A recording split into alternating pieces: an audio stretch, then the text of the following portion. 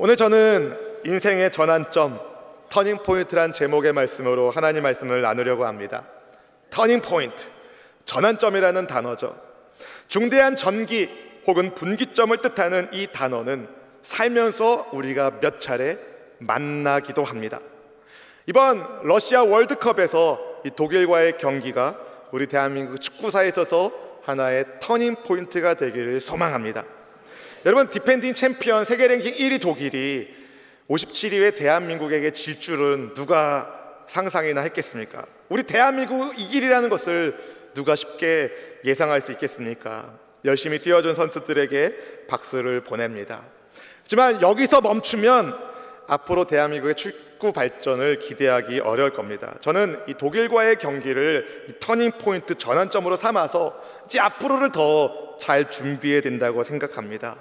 터닝포인트, 저 또한 그렇게 긴 인생은 살지 않았지만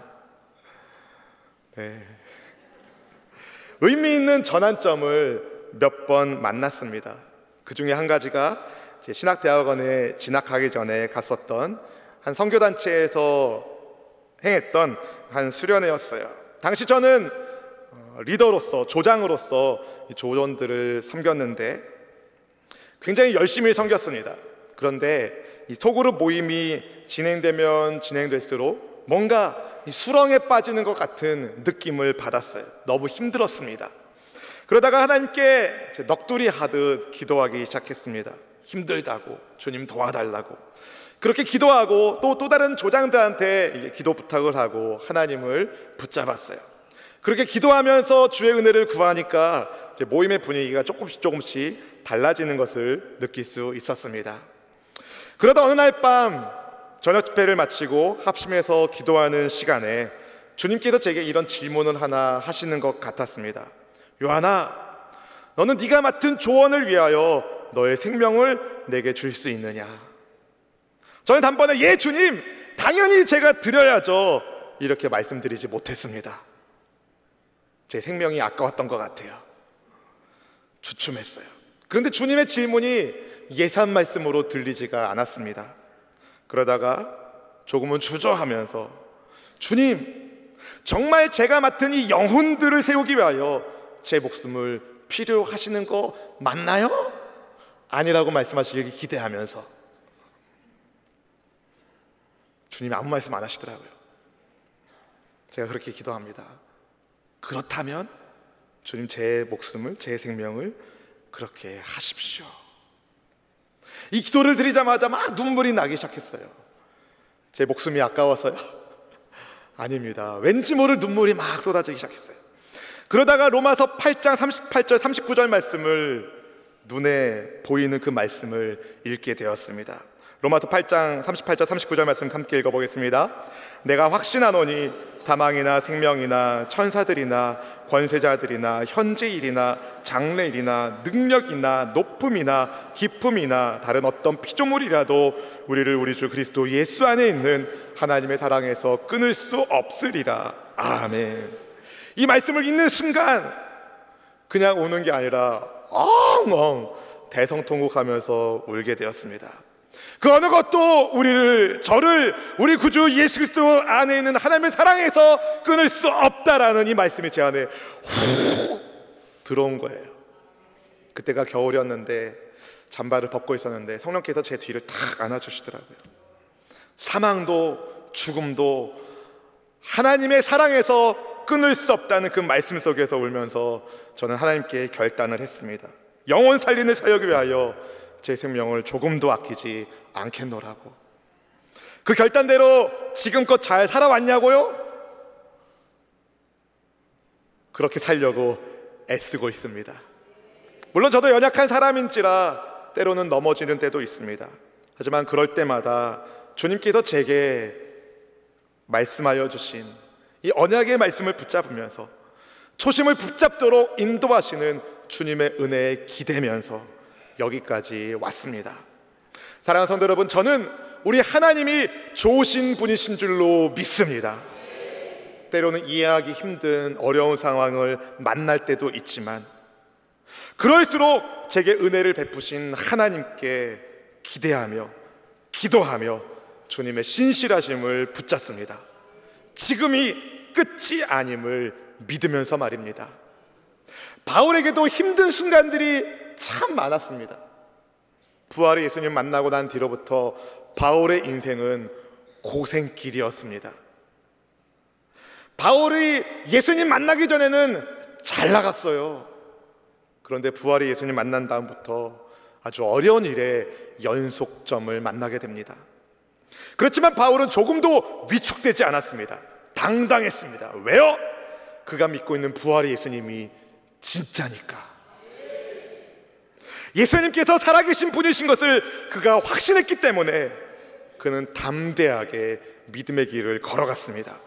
비록 그것 때문에 그가 감옥에 갇혔지만, 가이사랴 감옥에 갇혀 있을 때에 베스도가 바울을 데려오라고 명령을 내립니다. 바울이 불려나간 곳에는 가이사랴의 유명인들이 다 모여 있었습니다.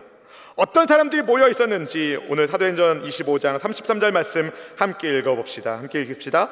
이튿날 아그리빠와 버니게가 크게 위험을 갖추고 와서 천부장들과 시중의 높은 사람들과 함께 접견 장소에 들어오고 베스도의 명으로 바울을 데려오니, 여러분, 많은 사람들이 위험과 격식을 갖추어 모여 있습니다. 아그리빠 왕과 버니게, 또 베스도만이 아니라 가이사랴 시내의 실력자들이 다 모여 있습니다. 천부장들도 거기 모여 있었습니다. 그 자리에 바울이 불려 나온 거예요. 한번 여러분 상상해 보십시오. 그림을 한번 그려 보십시오. 휘황찬란한 삐까뻔쩍한 명품으로 치장되어 있는 고위층 앞에서 초라한 몰골로 서 있는 바울. 바울의 모습은 너무 애처롭게만 보입니다. 그렇지만 여러분, 이 자리는요, 하나님께서 바울을 위하여 마련해 놓으신 자리였습니다. 왜냐하면 하나님께서 바울을 이방인들과 임금들을 위하여 예수 그리스도의 사도로 세우셨는데, 바로 그 자리에 바울이 있음을 오늘 말씀이 보여주는 것입니다. 여러분, 하나님의 말씀은요 정확합니다. 주님의 약속은 반드시 이루어집니다. 청문회 장소로 바울이 들어왔을 때 베스도가 아그리빠 왕을 비롯한 다른 사람들에게 바울에 대하여 설명하기 시작합니다. 이 사람은 유대의 모든 무리가 예루살렘에서도 가이사랴에서도 살려두지 못할 사람이라고 내게 청하는 사람입니다. 그런데 제가 아무리 들여다봐도 이 사람은 죽을 죄를 범한 적이 없습니다. 그렇지만 그가 스스로 황제에게 상소하였기에 나는 그를 이번에 로마에 있는 황제의 법정에 그를 보내려고 합니다. 그런데 문제는 이 사건과 관련되어서 황제의 법정에 보고서를 보내야 되는데 확실한 자료가 없다는 겁니다. 이번 기회에 이 자를 청문회에서 그 자료를 얻으려고 합니다. 이를 위하여 여러분 앞에, 특히 유대 종교와 문제에 대해서 능통한 아그리빠 임금님 앞에 바울을 세우는 겁니다. 제가 생각하기에 상급 기관의 죄수를 보낼 때에 그 죄수의 죄목도 제시하지 않는 것은 이치에 맞지 않다고 생각하기 때문입니다. 말을 기가 막히게 잘했어요. 베스도의 말이 끝난 다음에 아그리빠 왕이 바울에게 변론의 기회를 줍니다. 바울은 먼저 그가 아그리빠 왕에게 자기 변호를 할 수 있게 되어서 다행이라고 말합니다. 본문 2절 말씀을 함께 읽어봅시다. 26장 2절입니다. 아그리빠 왕이여, 유대인이 고발하는 모든 일을 오늘 당신 앞에서 변명하게 된 것을 다행히 여기나이다. 아멘. 여기서 변명은 여러분 변호라는 단어로 이해하셔야 된다고 예전에 말씀드린 것 같습니다. 그동안 바울을 다루던 총독들은 유대 종교에 대해서 잘 몰랐기 때문에 사건의 진상을 제대로 파악하기 어려웠습니다. 아니, 잘 파악되지 않았습니다. 그런데 아그리빠 왕은 좀 달랐습니다. 이 사람은 율법을 아는 사람이었어요. 대제사장을 임명할 수 있는 권한이 있었고 성전을 관리 감독하는 사람이었습니다. 그래서 바울은요, 유대인들의 풍속과 문제를 잘 알고 있는 아그리빠 왕에게 말할 수 있는 기회가 생겨서 너무 다행이다라고 생각하면서 감사를 표합니다. 근데 여러분, 이게 왜 다행입니까? 겉으로 보기에 바울은 결코 다행이라고 말하기 어려운 처지가 아닙니까? 그로 둘러싼 사람들은 다 온갖 화려한 명품으로, 옷차림으로 치장하고 위세를 떨고 있는데 홀로 초라한 몰골로 서 있는 바울, 억울해야 되는 거 아닙니까? 그 청문회 자리에서 유일하게 하나님 뜻에 헌신된 사람은 바울 하나인데, 헌신된 사람 바울이 헌신되지 않은 사람들 앞에서 유흥거리가 되고 있는 이 모습이 억울해야 되는 것 아닙니까? 그런데 왜 바울은 다행이라고 말할까요? 바울은 생각이 달랐어요. 바울은요, 하나님 중심으로 사고하는 사람이었습니다. 여러분, 하나님 중심으로 바울은 생각했습니다. 하나님께서 복음을 전할 수 있는 아주 좋은 기회를 주셨다는 것을 바울이 알았습니다. 생각해 보십시오. 유대 율법을 잘 아는 아그리빠 왕이 바울이 증거하는 복음의 메시지를 듣고 혹여라도 예수님을 믿게 되면 어떤 일이 일어나겠습니까? 아그리빠 왕과 연결고리가 있는 로마 총독과 천부장들과 가이사랴의 유력자들에게도 복음의 영향력이 흘러가게 될 것입니다. 복음을 전할 수 있는 좋은 기회를 잡았다는 것을 바울이 알았기 때문에 다행이라고 말한 것입니다. 바울은 하나님 중심으로 생각했습니다. 부활의 예수님 만난, 인생의 터닝포인트를 만난 그리스도인들은 바울처럼 하나님 중심으로 생각합니다. 사랑하는 성도 여러분, 여러분은 하나님 중심으로 생각하십니까? 정말 그렇다면 여러분의 언어는 은혜로운 말로 가득할 것입니다. 하나님 중심으로 생각하는 여러분 모두가 되기를, 우리 모두가 되기를 주님의 이름으로 축원합니다. 혹시 원망하는 말이나 불평하거나 짜증내는 말을 하고 계시지는 않습니까? 그것이 어쩌면 하나님 중심에서 벗어나 나 중심으로 생각하기 때문은 아닙니까? 여러분의 경험보다, 여러분의 상식보다 하나님 중심으로 생각하는 것이 훨씬 더 중요합니다. 그러니까 무엇을 말하기 전에 여러분 다시 한번 생각해 보십시오. 하나님 중심으로 한 번만 더 생각해 주시기를 부탁드립니다. 여러분, 오늘부터 우리 공동체가 저녁 예배를 오후 2시 50분으로 옮기는데요, 절대 우리의 편의를 위하여 옮기는 게 아닙니다. 왜 옮기는 거냐? 믿음의 세대를 지지하고 공동체성을 확립하기 위하여, 소그룹을 활성화하기 위하여 옮기는 겁니다. 몇 시로요? 2시 50분. 근데 이 2시 50분으로 시간을 정하니까 어떤 분이 이렇게 말씀하시더라고요. 야, 목사님이 엄청 고민하면서 기도하고 결정하셨구나.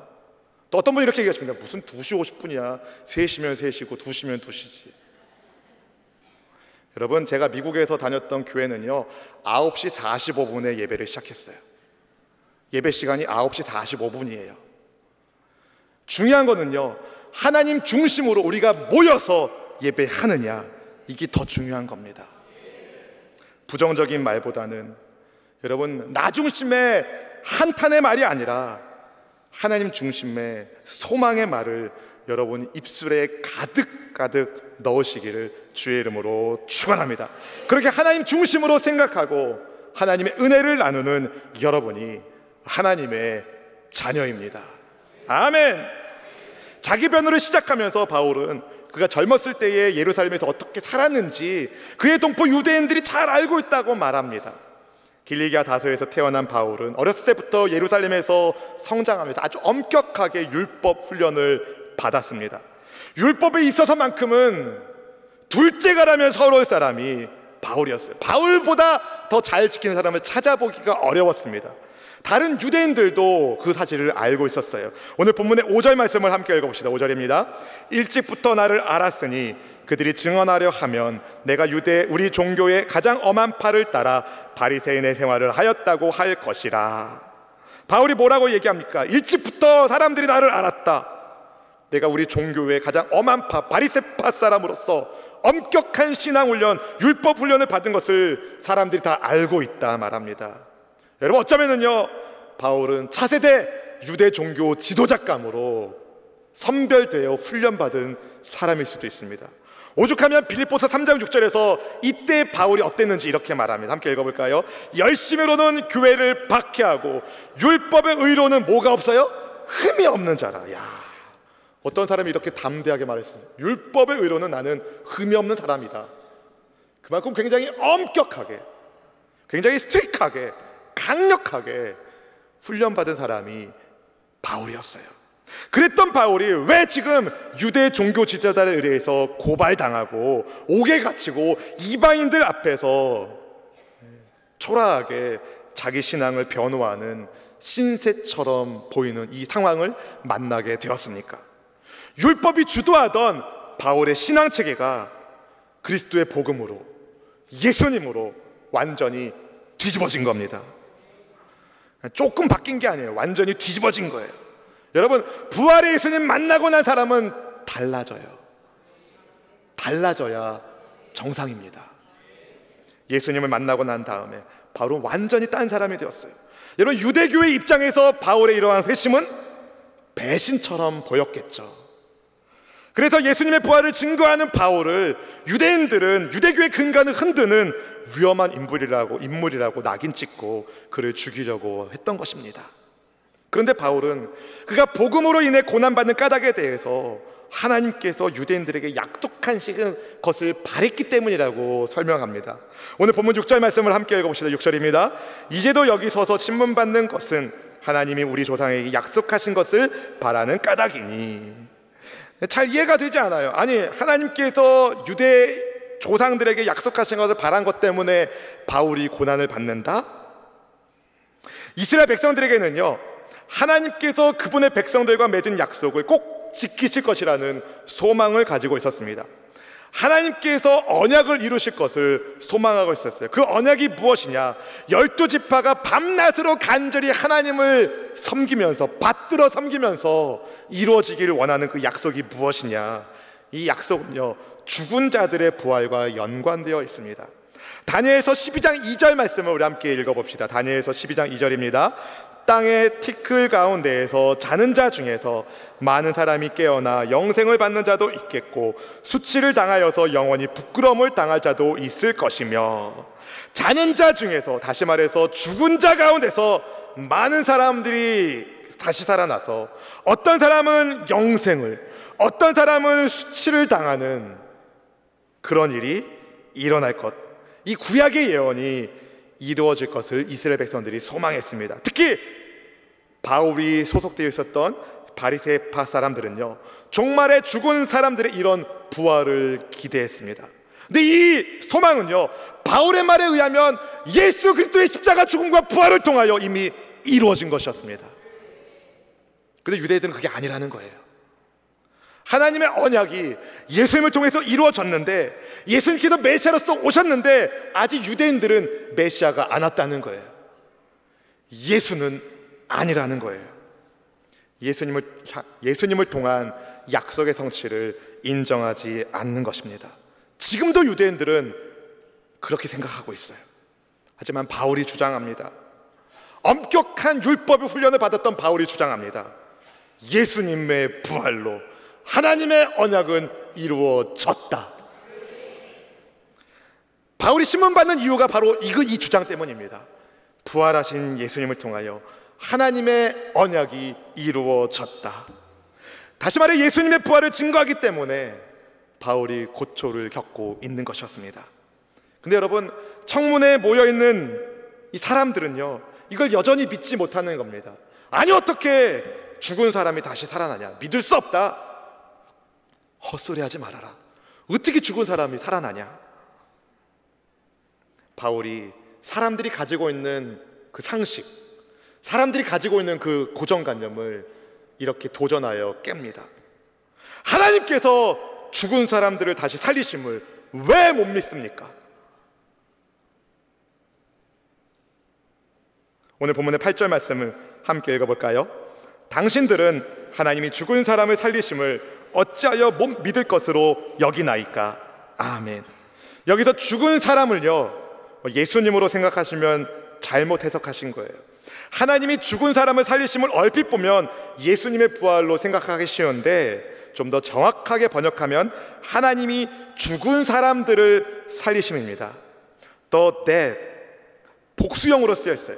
죽은 한 사람을 살리신 것이 아니라 죽은 사람들을 살려내시는 것을 말하는 거예요. 그런데 하나님께서 죽은 사람들을, 나 같은 죽은 사람들을 어떻게 살리셨습니까?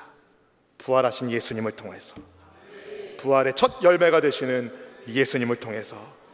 고린도전서 15장 20절 말씀은 이렇게 말합니다. 함께 읽어봅시다. 그러나 이제 그리스도께서 죽은 자 가운데서 다시 살아나사 잠자는 자들의 첫 열매가 되셨도다. 아멘. 그럼 제가 말씀을 준비하면서 얼마나 감사했는지 모르겠어요. 이 말씀을 발견하면서. 여러분, 예수님의 부활은요, 내 부활을 알려주는 첫 번째 열매입니다. 사과나무에 처음 사과 열매가 맺힌 것을 보면 그 사과나무의 주인은, 과수원치기는요, 뒤이어 사과 열매가 주렁주렁 맺힐 것을 예상합니다. 예수님의 부활은 마치 사과나무에 열린 첫 번째 사과 같습니다. 뒤이어 사과가 주렁주렁 맺히는 것처럼 우리의 부활도 주렁주렁 맺히게 될 것입니다. 따라서 예수님의 부활은요, 바울에게 있어서 터닝 포인트, 인생의 전환점이었습니다. 마찬가지로 우리 그리스도인들에게도 예수님의 부활은 터닝 포인트, 인생의 전환점입니다. 사랑하는 성도 여러분, 바울이 여러분에게 묻습니다. 전능하신 하나님께서 못 이루실 것이 뭐가 있느냐? 오늘 성경이 우리에게 말합니다. 전능하신 하나님께서 능치 못할 일이 없습니다. 예수님의 부활은요, 전능하신 하나님이 이루신 일입니다. 혹시 여러분은 하나님을 믿지만, 예수님을 믿지만 부활은 믿을 수 없다고 여러분 상식적으로 그렇게 생각하는 분은 아니 계십니까? 성경에 나오는 어느 정도 합리적인 이야기, 교훈되는 이야기, 감동적인 이야기는 내가 좋아하고 받아들이지만 내가 이해되지 못하는, 내 생각과 다른 말씀은 에이, 이건 아니지. 혹시 이런 식의 태도를 취하지는 않습니까? 근데 오늘 성경이 말하는 거예요.